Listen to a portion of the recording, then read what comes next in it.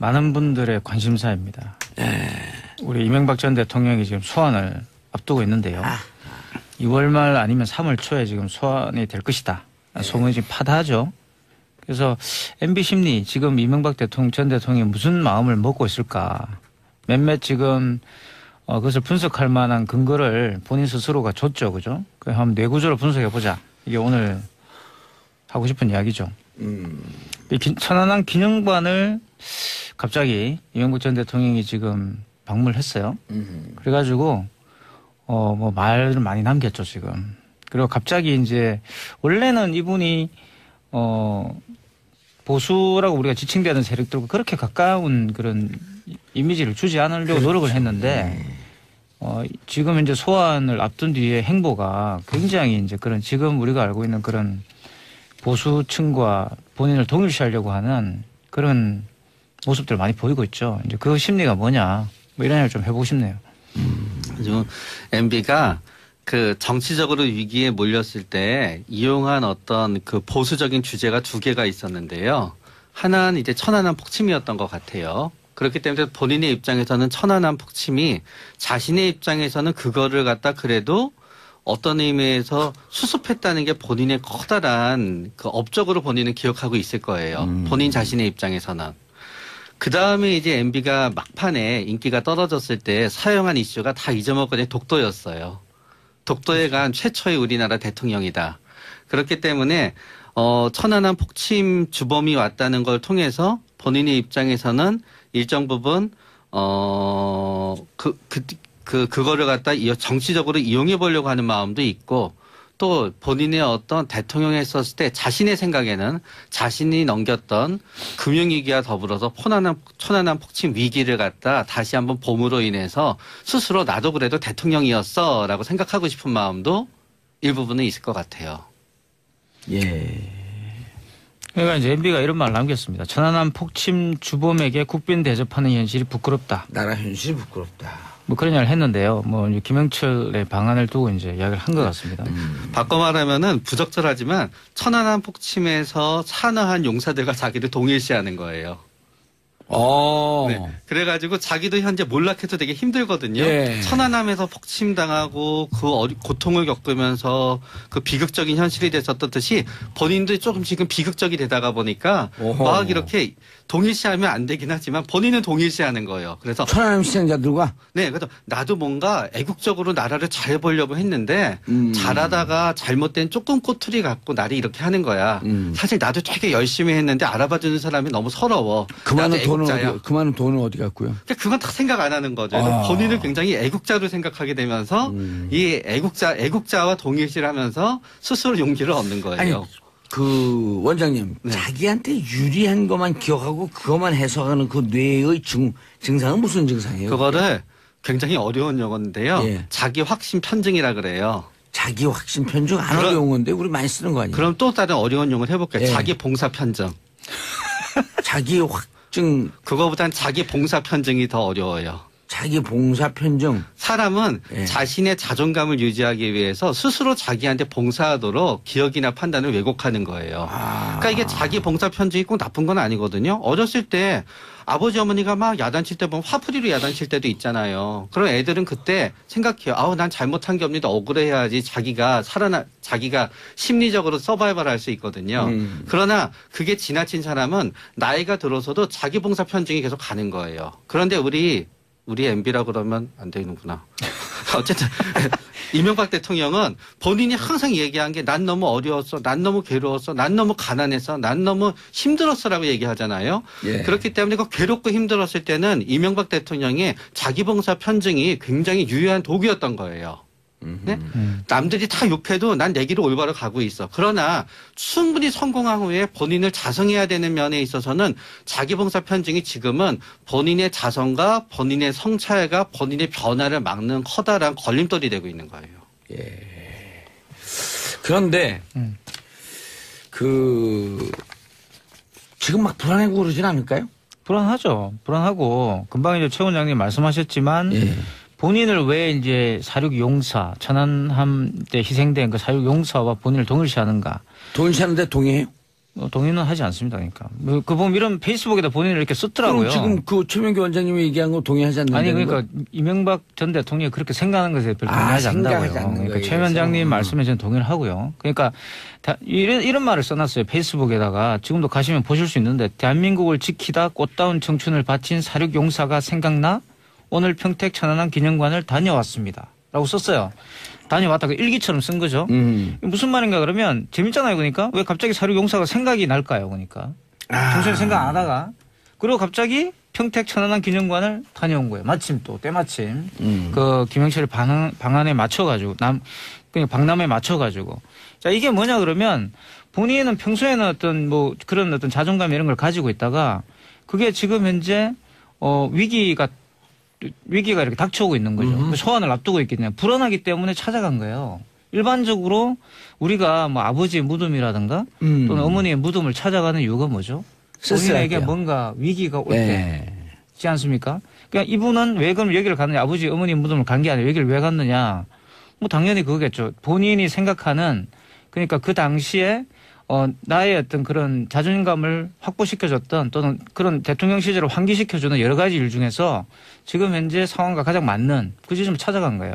예. 그러나 저는 제 생각에는 이명박 대통령은 초조하기는 하나 불안하진 않을 것 같아요. 그건 또 뭐예요? 왜냐하면 이명박 대통령은 굉장히 성격이 급한 사람이에요. 예. 그런데 불확실성을 갖다 대하게 됐어요. 그러면 불확실성을 대하게 됐을 때 그 불확실한 일이 굉장히 좋은 일이잖아요. 우리가 엄청 흥분해요. 야, 떼돈 벌 것 같아. 흥분하는 거예요. 그런데 불확실한 일인데 굉장히 그게 나쁜 일일 때 아무리 성격이 급한 사람은 초조해요. 그러나 거기에다가 겁이 많은 게 더해지면 불안해져요. 그러나 이명박 대통령은 겁이 없는 사람이에요. 겁이 없고 계속 앞으로 나아가는 사람이거든요. 그렇기 때문에 초조하고 뭔가를 해야 된다고 생각하지만 아직까지는 본인한테 닥치기 전까지는 본인한테 닥칠 최악의 경우가 생긴다고 생각하지 않는 거예요. 그렇기 때문에 그거를 본인의 입장에서는 추진력이라고 본인은 생각한 거고 그 추진력이 여기까지 오게 했거든요. 그런 다음에 정치적 생명을 건 검찰 소환이 이명박 대통령이 처음이 아니에요. 제 처음은 지금보다 옛날에 이제 총선 끝나고 나서 선거법 위반으로 수사받을 때 96년이죠. 검찰 수사를 한번 받았거든요. 그런 다음에 그때 한번 철저한 수사를 받고 어떤 의미에서 그때 그래가지고 당선 무효형이 내려졌지요. 그렇기 때문에 그때 한번 합숙 경험이 있어요. 그래가지고 대통령 선거 때도 계속 처음에 한나라당 경선 때 박근혜 전 대통령은 이제 그 지금의 최순실 씨와의 그 최씨 비전과의 관계를 갖다 계속 해답을 했어야 됐었고 이명박 대통령은 다스에 대해서 답을 했어야만 됐었잖아요. 둘 다 악재가 있었어요. 그러나 악재를 대처하는 내용을 보니까 한번 제대로 검찰 수사를 받아서 학습 경험이 된 이명박 대통령이 훨씬 더 일관되게 악재를 잘 대처하는 거예요. 그러다가 보니까 사람들이 이명박 대통령 쪽을 선택한 거예요. 위기 관리 능력이 있구나. 대한민국을 위기에서 구하겠구나 하면서 저 얘기가 전부 다 진실은 아닐 거야. 근데 진실이든 거짓이든 간에 저렇게 일관되게 나가는 걸 보니까 우리 경제를 살리긴 할 것 같아. 한번 써먹어보자라는 생각을 하게 된 거거든요. 그렇기 때문에 지금도 제 생각은 굉장히 초조하고 엄청나게 많은 생각을 하고 엄청나게 많은 시뮬레이션을 하겠지만 이게 불안해서 일이 손이 안 잡히는 상태는 이분은 마지막 순간까지 아닐 거예요. 그러니까 이제 금방 그 최 원장님이 초조할지언정 일이 손이 안 불안하지 않을 잡혀고 거다. 그 천안함 기념관을 간 거 아닐까요? 저도 그런 생각하는데 최 원장님이 이제 왜 불안은 하지 않을 거라고 이야기하냐. 이 불안이란 개념은 이제 사실 심리적으로 굉장히 큰 개념이에요. 무슨 말인가 불안은 지금의 나를 바꾸는 그런 힘이 불안에서 오는 거거든요. 불안이 항상 항상적인 거고 내가 항상 불안하다 이런 거는 내가 내 어떤 정체성을 찾을 수 없는 상태를 말하는 건데, 그러면 최 원장님이 말씀하신 거 초조할지언정 불안하지 않을 거라는 이야기는 아주 정확하게 그 이명박 전 대통령의 성격을 묘사한 거 아닌가 생각이 듭니다. 이 사람은 말씀하신 것처럼 지금까지 한 번도 실패한 경험이 없어요. 그러니까 그런 문제를 해결하는 데 있어가지고. 그러니까 또 돈도 140억도 받아왔잖아요. 그래서 이 사람은 본인을 바꾸기가 굉장히 힘든 사람이에요. 내가 볼 때는. 본인이 가지고 있는 자기 정체성이 너무 강해가지고. 그래서 지금도 내가 볼 때는 표정도 안 바뀌더라고요. 전혀 내가 볼 땐 자기가 잘못했다는 생각을 안 할 것 같습니다. 지금까지 해왔던 자기의 모든 일들이 정당하고 아주 공정한 일이었다고 생각할 가능성이 굉장히 커요. 아니 그거는 바뀔 거예요? 안 바뀔까요? 설출 신공. 예? 혀가 밖으로 나오는 신공. 그건 안 생기지 않고 설출 그것도 일종의 틱인데 제가 볼 때 그것도 결국은 몸에 이제 새겨지는 거예요. 여기서 우리가 최초로 나온 그 사자성어의 설출 신공. 전혀 안 바뀔 거라고 저는 생각합니다. 예. 설출 신공 불변지인. 사실 근데 우리가 뭔가 그런 문제 부딪히면 설출 신공이 결코 변하지 않는 사람. 두 글자로. MB. 영어로. MB. 아, 그래도 어떻게 그런 얘기를 해요. 설출 아유. 신공 불별지인. 예. 영어 중국어로 해보세요. 중국어 잘하시잖아요. 중국 못해요. 설출 신공 불변지. 전혀 알아들 수 없는 중국어였습니다. 오늘 방송에 백미일 것 같아요. 백미의 쌀이 백가만이 맞다는 거예요. 아니, 하얀 눈썹도 백미예요. 아 그래요? 저 눈 허해졌어요. 평창가 그 눈 맞고 왔더니 눈이 어쨌든 다시 허해졌어요. MB로 가고. 자, 황봉주님. 저는 인천에 사는 봉주입니다. 봉도사님 어느 한자 쓰세요? 저는 세봉의 기둥주자입니다. 저는 세봉의 그루주자예요. 여기 기둥에는 새가 한 마리 앉잖아요? 그루주야. 그루는 여러 마리야. 여러 마리의 새가 오. 와그닥닥 앉아서 난리 굿이란 거예요. 저게 상당히 그 고대의 이름인데. 봉주라는 이름이 상당히 고대적이네요. 이름이. 고대 새를 신성하게 이렇게 여겼거든요. 아, 그래요? 이번에 인면조도 그런 거 아니죠? 아, 우리 봉자 돌리면 그냥 새자 돌리면 새가 날아든다. 봉황새 아니야, 저거? 봉황새? 봉가 찹새가 날아든다. 한국에는 봉황이 나와도 MB 새는 방송하실 아니, 의지가 우리가요. 없네요. 의지가 없는 게 아니라 우리 MB 얘기하면 재밌잖아요. 자, 아들 이시영 씨 맞사이까지 검찰 조사를 받았다. 여기엔 흔들릴까? 흔들리지 않을까? 근데 여기에 흔들리냐 흔들리지 않냐에 제일 중요한 거는 죄책감이 있느냐 없느냐예요. 그렇죠. 예를 들어서 노무현 대통령은 그 죄책감이라는 게 잘못해서 느꼈다는 죄책감이 아니고요. 내가 대통령이 되지 않았으면 우리 아들한테 이런 일이 없었을 텐데 우리 가족한테 이런 일이 없었을 때라는 책임감에 기이한 어떤 구체적인 죄책감이 아니지만 가장인 내가 대통령이 됨으로써 우리 식구들한테 이런 피해를 주다는 이런 죄책감이 있었어요. 그 죄책감을 느끼게 되면 그때부터는 흔들려요, 사람이. 그러면서 모든 걸 책임져야 되겠다고 생각하고 그렇게 되게 되는데 거기에 있어서 거기서 죄책감을 느끼지 않고 그래도 내 덕에 이렇게 다들 살고 있으니까 이거는 알아서 각자 해결해야 되는 거고 오히려 내 덕에 이렇게 살고 있으니까 나를 갖다 보호해줘야 된다라고 생각하게 되면 죄책감을 느끼진 않거든요. 그렇기 때문에 그들을 보호하기 위해서 나를 갖다 희생해야 된다는 생각이 느끼진 않게 되면 흔들리지 않나요. 그러니까 이분은 이제 이 죄책감이라는 것도 뭔가 타자에 대한 어떤 배려라든가 그런 관심이 있어야지 생기는 겁니다. 예. 근데 이제 이분은 워낙 자수성가를 하신 분이라서 사실 이 from the scratch라고 그러죠, 영어로는. 바닥부터 치고 올라온 사람이에요. From the scratch. 바닥부터 치고 올라온 사람. 바닥을 끌고 올라온 여기서 사람이라서 그래서 스크래치는 뭐예요? 끓는다는 뜻입니다. 바닥을 팍팍 끼면서 그 맨땅에 박치기. 빡빡 끼다 올라오면 맨땅에 박치기예요. 그러니까 그걸 하면. 근데 그런 걸 해서 올라온 말 그대로 한국 대한민국의 이 세대 분들의 정체성을 본인이 잘 구현하고 있다고 생각하기 때문에 너무나 완벽한 대한민국 성공 신화의 화신이잖아요. 그러니까 이분은 그걸 바꿀 생각이 없어요. 이걸 바꾸면 사실 이분은 살 수가 없죠. 그러니까. 그래서 제가 아까 그랬잖아요. 불변지인. 불변지이네요. 내가 네, 불변지인. 절대 불사조예요, 바꾸지 않는다. 불사조. 설출신공 불변지인. 그러니까 이번에도 어떻게든 빠져나갈 것이다라고 생각할 것이고 그리고 어떤 사람이 덤비더라도 나는 충분히 대적할 수 있어라고 생각할 가능성이 굉장히 커요. 네. 김윤서님 세 분 트리오로 정치 풍자 코미디 프로 하셔도 대박 나겠어요. 김윤서님, 우리 재밌으라고 하는 얘기지만 여기 두 분 대단한 분들이에요. 여기 그 누구죠? 이태광 교수. 요게 최명기 원장이구나. 네, 제가 최명기입니다. 제가 이태광. 최명기 원장이 강남의 유명한 심리 상담사예요. 그리고 강남의 모든 수험생들의 컨설팅을 여기서 맡아서 해요. 그럼 역시. 돈은 대박이냐? 대박은 아니에요. 1인 병원이에요. 간호사 있어요, 없어요? 없어요. 상담실이니까. 근데 이태광 교수는 운동권 출신으로 아주 드물게 경희대 정교수가 된 분이에요. 원래 정교수가 되는 과정 이거 그 뜯어봐야 돼. 약간 야로가 있긴 있는 것 같아요. 제가 무슨 제가 from the scratch죠. 말 그대로. From the scratch요? 네, 이명박 못지않죠, 저도. 고향이 어디예요? 고향 부산, 우리는 칠곡인데, 칠곡 출신인데 그 부산에 가서 살았습니다. 그러니까 뭐 부산이 고향이라고 말할 수 있죠. 칠곡이면 태어나서 그냥 초등학교만 좀 다니다 갔어요. 아니 선산하고 좀 가까운 데죠. 칠곡이. 네, 칠곡이 선산이고. 선산은 그 박근혜 그렇죠. 전당고야. 구미요. 네, 구미. 뭐 사실 구미 박정희 어릴 대통령. 때부터 박정희 대통령이 전 대통령이 신이라고 생각하고 살았죠. 그 동네가 다 그랬으니까. 근데 왜 그 박정희 전두환 대통령에 대해서 비판적인 관점을 왜 가졌어요? 아, 그게 우리 이 집안 사정이 좀 있습니다. 우리 집안의 전 그 분들이 앞 세대 분들이요. 대부분 이제 그 당시에 일본군과 싸우다가 다 돌아가셨는데 그러니까 이 박정희를 좋아하는 이유가 뭐냐 그러면 사실은 이제 무서워서 좋아하는 거라고 볼 수 있어요. 굉장히 공포가 있어요. 우리 집안은 공포가 있어요. 그러니까 우리 보도혁명 때 우리 조상님들이 다 돌아가셨거든요. 보도연맹. 네. 그래서 어떤 공포가 있습니다. 보도연맹 사건 뭔지 알죠? 네. 공산당임을 자인을 하게 되면 살려주겠다. 그걸 자인하게 되면 다 죽여버린 거예요. 맞아요. 6.25 때 다 돌아가셨는데 그 글깨나 아시는 분이 다 돌아가셔가지고 그 다음 전쟁이 끝난 뒤에 제사를 지내는데 글을 이 지문 쓰실 분이 없었다 그러더라고요. 그거라고. 불리한 우리 현대사다. 현대 역사다. 그래서 제사를 우리는 뭐 같은 날에 지내죠. 보도연맹 사건 이런 건 영화로 한번 나와야 돼요. 그렇죠. 그게 지금까지는 많이 밝혀지고 있지만 얼마 전에도 뭐 그것이 알고 싶다 에 나왔죠. 그죠? 너무 아픈 우리 그런 그 분단 조국의 현실이에요. 그러니까 김영철 이런 사람도 오면 너 왜 천안함 그 배우 어쩌고저쩌고 이렇게 비판도 하지만 이런 비극을 끝내기 위해서 적과도 손을 잡고 빨리 평화로 가야 되는 거 아니에요.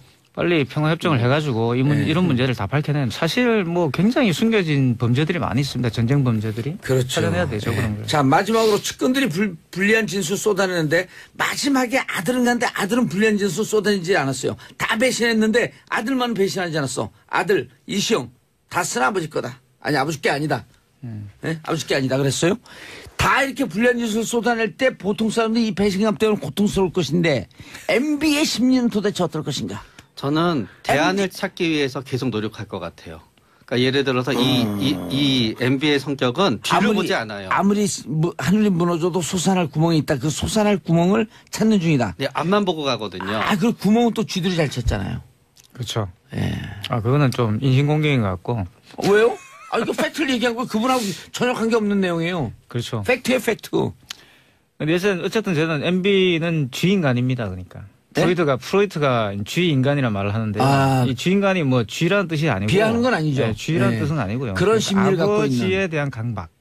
아버지에 대한 어떤 강박이 심한 사람이에요. 우리가 배트맨 영화 보잖아요. 네. 그 배트맨 영화가 프로이트의 그 컴플렉스를 갖다 영화를 만든 거예요. 쥐인간에 상징한 거예요. 그러면 꿈에 이제 쥐가 나타나는 거예요, 계속. 그러니까 어떤 사람이 너무 쥐를 무서워해요.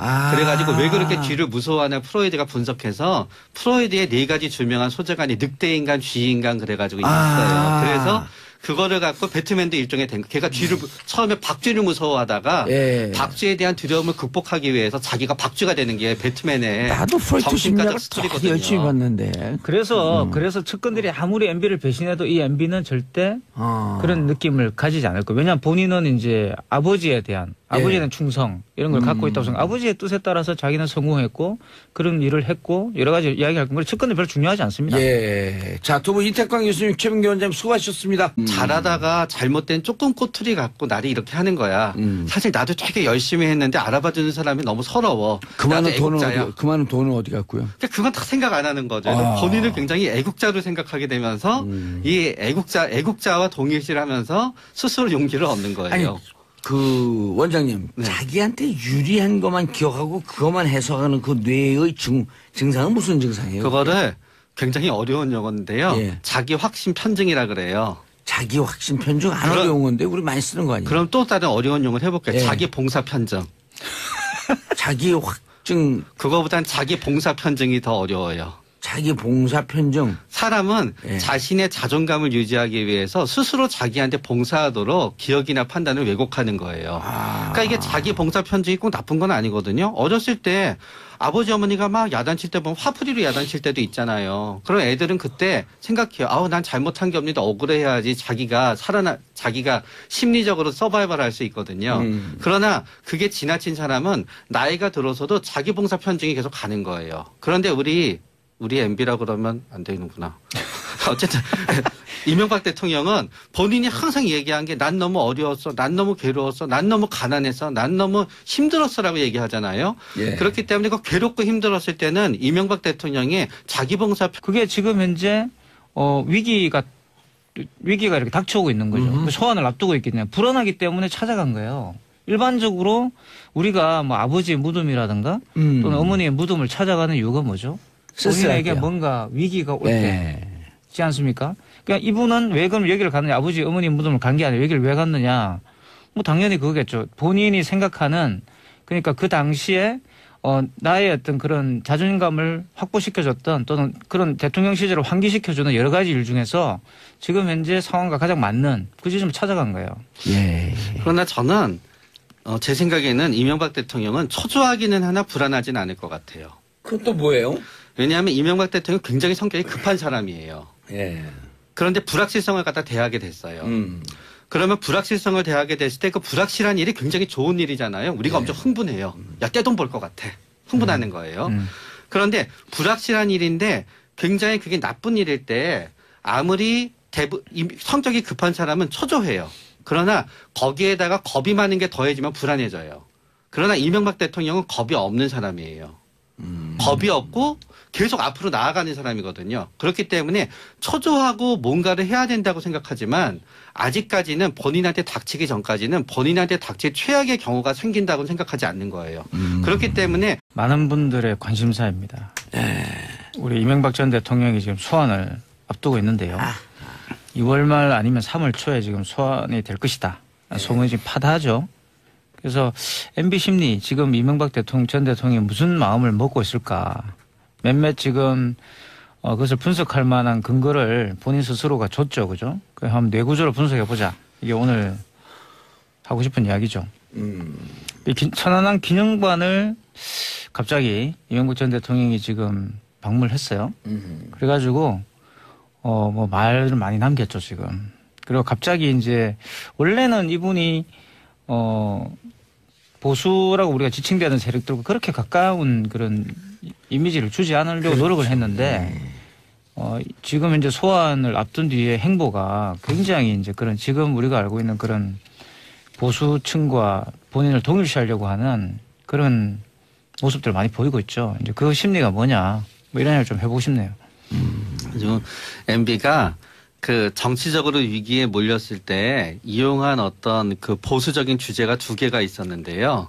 하나는 이제 천안함 폭침이었던 것 같아요. 그렇기 때문에 본인의 입장에서는 천안함 폭침이 자신의 입장에서는 그거를 갖다 그래도 어떤 의미에서 수습했다는 게 본인의 커다란 그 업적 현증이 굉장히 유효한 도구였던 거예요.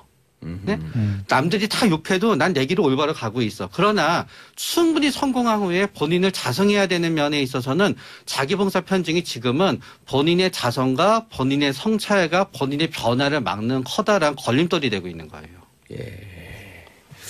그런데 지금 막 불안하고 그러진 않을까요? 불안하죠. 불안하고 금방 이제 최 원장님 말씀하셨지만 예. 본인을 왜 이제 사륙 용사 천안함 때 희생된 그 사륙 용사와 본인을 동일시하는가? 동일시하는데 동의해요? 동의는 하지 않습니다. 그러니까 그 보면 이런 페이스북에다 본인을 이렇게 썼더라고요. 그럼 지금 그 최명기 원장님이 얘기한 거 동의하지 않는다는 아니 그러니까 이명박 전 대통령이 그렇게 생각하는 것에 별로 동의하지 않는다고요. 그러니까 최 원장님 말씀에 저는 동의를 하고요. 그러니까 이런 말을 써놨어요. 페이스북에다가 지금도 가시면 보실 수 있는데 대한민국을 지키다 꽃다운 청춘을 바친 사륙 용사가 생각나 오늘 평택 천안함 기념관을 다녀왔습니다. 라고 썼어요. 다녀왔다. 그 일기처럼 쓴 거죠. 무슨 말인가 그러면 재밌잖아요. 그러니까 왜 갑자기 사륙 용사가 생각이 날까요? 그러니까. 평소에 생각 안 하다가. 그리고 갑자기 평택 천안함 기념관을 다녀온 거예요. 마침 또 때마침. 그 김영철의 방안에 맞춰가지고 그냥 박람회에 맞춰가지고. 자 이게 뭐냐 그러면 본인은 평소에는 어떤 뭐 그런 어떤 자존감 이런 걸 가지고 있다가 으로 본인은 기억하고 있을 거예요. 본인 자신의 입장에서는. 그 다음에 이제 MB가 막판에 인기가 떨어졌을 때 사용한 이슈가 다 잊어먹거든요. 독도였어요. 독도에 간 최초의 우리나라 대통령이다. 그렇기 때문에 천안함 폭침 주범이 왔다는 걸 통해서 본인의 입장에서는 일정 부분 그거를 갖다 정치적으로 이용해 보려고 하는 마음도 있고 또 본인의 어떤 대통령이 했었을 때 자신의 생각에는 자신이 넘겼던 금융위기와 더불어서 천안함 폭침 위기를 갖다 다시 한번 봄으로 인해서 스스로 나도 그래도 대통령이었어 라고 생각하고 싶은 마음도 일부분은 있을 것 같아요. 예. 그러니까 이제 MB가 이런 말 남겼습니다. 천안함 폭침 주범에게 국빈 대접하는 현실이 부끄럽다. 나라 현실이 부끄럽다. 뭐 그런 이야기를 했는데요. 뭐 이제 김영철의 방안을 두고 이제 이야기를 한 것 같습니다. 바꿔 말하면은 부적절하지만 천안함 폭침에서 산화한 용사들과 자기를 동일시하는 거예요. 네. 그래가지고 자기도 현재 몰락해서 되게 힘들거든요. 예. 천안함에서 폭침당하고 그 고통을 겪으면서 그 비극적인 현실이 됐었던 듯이 본인도 조금 지금 비극적이 되다가 보니까 오호. 막 이렇게 동일시하면 안 되긴 하지만 본인은 동일시하는 거예요. 그래서 천안함 시청자들과 네, 그래서 나도 뭔가 애국적으로 나라를 잘 보려고 했는데